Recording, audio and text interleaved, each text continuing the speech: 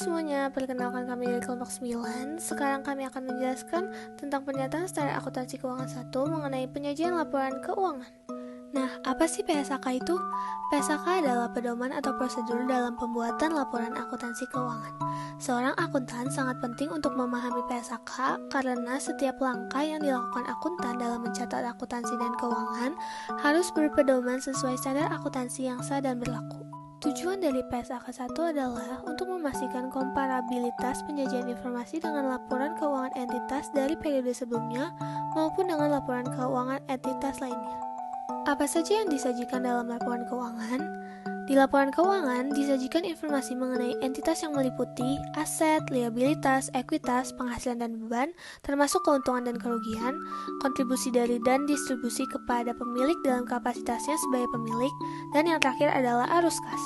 Nah, di dalam laporan keuangan yang lengkap itu terdiri dari komponen-komponen seperti ini.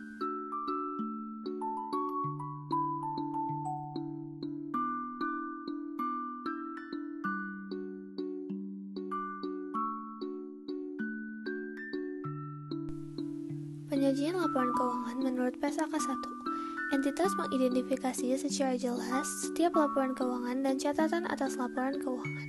Di samping itu, entitas menyajikan informasi berikut ini secara jelas dan mengulangnya jika dibutuhkan sehingga dapat dipahami.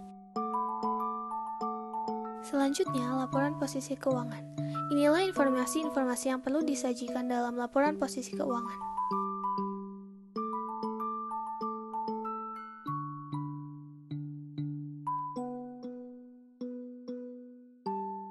Ketika entitas menyajikan aset lancar dan tidak lancar, dan liabilitas jangka pendek dan jangka panjang sebagai klasifikasi yang terpisah dalam laporan posisi keuangan, maka aset atau liabilitas pajak tangguhan tidak boleh diklasifikasikan sebagai aset lancar atau liabilitas jangka pendek.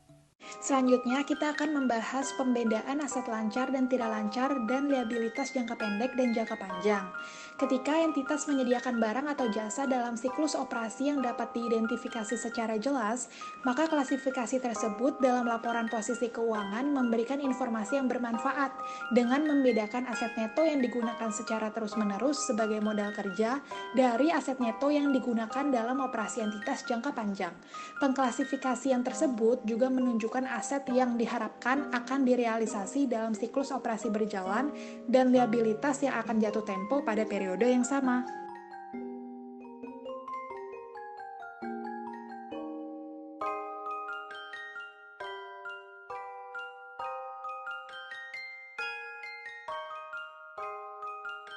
Selanjutnya adalah aset lancar. Entitas mengklasifikasikan aset sebagai aset lancar jika Selanjutnya, liabilitas jangka pendek. Suatu liabilitas diklasifikasikan sebagai liabilitas jangka pendek jika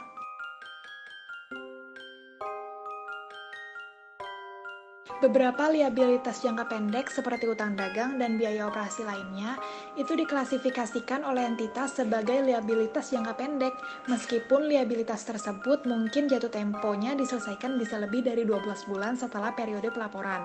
Nah, siklus operasi normal yang sama itu diterapkan pada aset dan liabilitas entitas. Jika nggak bisa diidentifikasi secara jelas, maka siklus operasi normal entitas diasumsikan 12 bulan.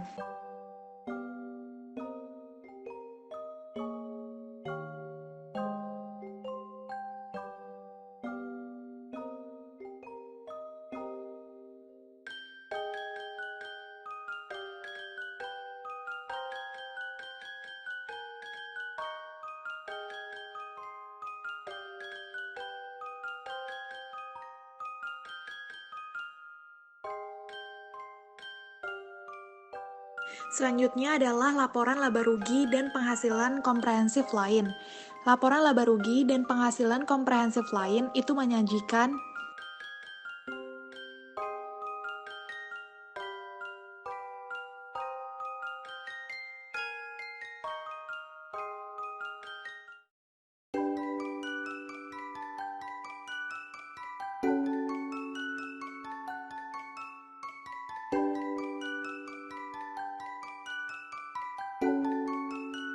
Pada bagian penghasilan komprehensif lain, kita akan menyajikan pos-pos untuk jumlah penghasilan komprehensif lain dalam periode berjalan dengan cara mengklasifikasikan berdasarkan sifat dan mengelompokkan sesuai dengan PSAK lainnya.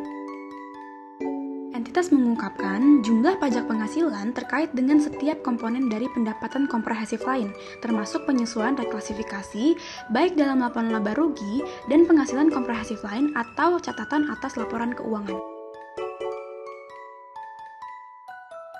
Ketika pos-pos pendapatan atau beban bernilai material, maka entitas mengungkapkan sifat dan jumlahnya secara terpisah. Keadaan yang menyebabkan pengungkapan secara terpisah atas pos-pos pendapatan dan beban adalah sebagai berikut. Entitas menyajikan laporan perubahan ekuitas sebagai berikut.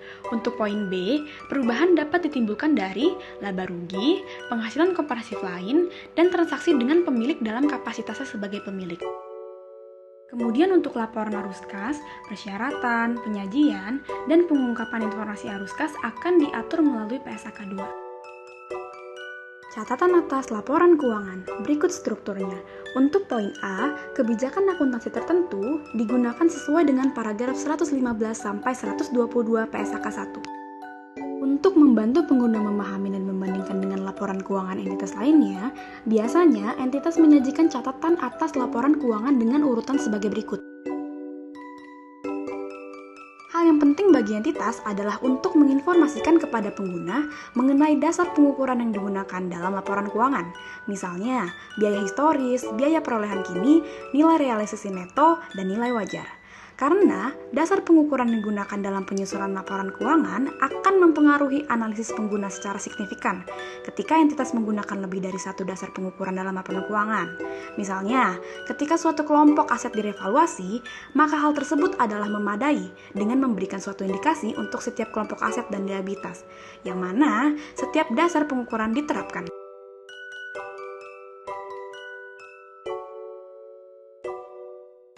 Modal. Di sini, modal adalah entitas mengungkapkan informasi yang memungkinkan pengguna laporan keuangan untuk mengevaluasi tujuannya, kebijakannya, dan proses entitas dalam mengelola modal tersebut. Itu ada dua cara. Yang pertama ada informasi kualitatif kuantitatif, dan yang kedua pemenuhan persyaratan modal. Lalu ada pengungkapan lain. Jumlah dividen yang diumumkan sebelum tanggal penyelesaian laporan keuangan tetapi tidak diakui sebagai distribusi kepada pemilik selama periode serta jumlah dividen per lembar sahamnya dan jumlah dividen preferen kumulatif tidak diketahui. Perbedaan PSAK 1 2013 dengan PSAK 1 2009. Di sini disajikan tabel perubahan PSAK 1 tahun 2013 antara PSAK 1 2013 dengan yang sebelumnya PSAK 1 2009.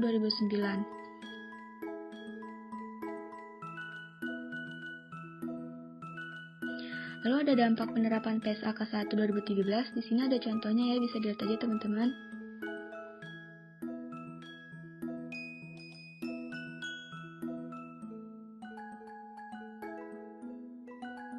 Yang terakhir kesimpulan. Apa sih yang dimaksud dengan PSAK 1 itu? Jadi, PSAK 1 itu adalah kerangka prosedur petunjuk untuk pembuatan laporan keuangan akuntansi. Fungsinya dibuat PSAK 1 itu untuk menciptakan keseragaman dalam penyampaian laporan keuangan. Jadi kita bakal lebih mudah nih kalau misalnya bandingin laporan keuangan perusahaan kita di tahun ini dengan tahun lalu atau dengan perusahaan lainnya. Lalu kesimpulan selanjutnya, tujuan dari PSAK 1 pada penyajian laporan keuangan itu adalah untuk memastikan komparabilitas penyajian informasi dengan laporan keuangan entitas dari periode sebelumnya maupun dengan laporan keuangan entitas lainnya. Dan yang terakhir, tujuan laporan keuangan adalah untuk memberikan informasi yang berguna dalam pengambilan keputusan ekonomi. Nah, itu dia penjelasan mengenai PSAK 1. Thank you for watching, semoga bermanfaat.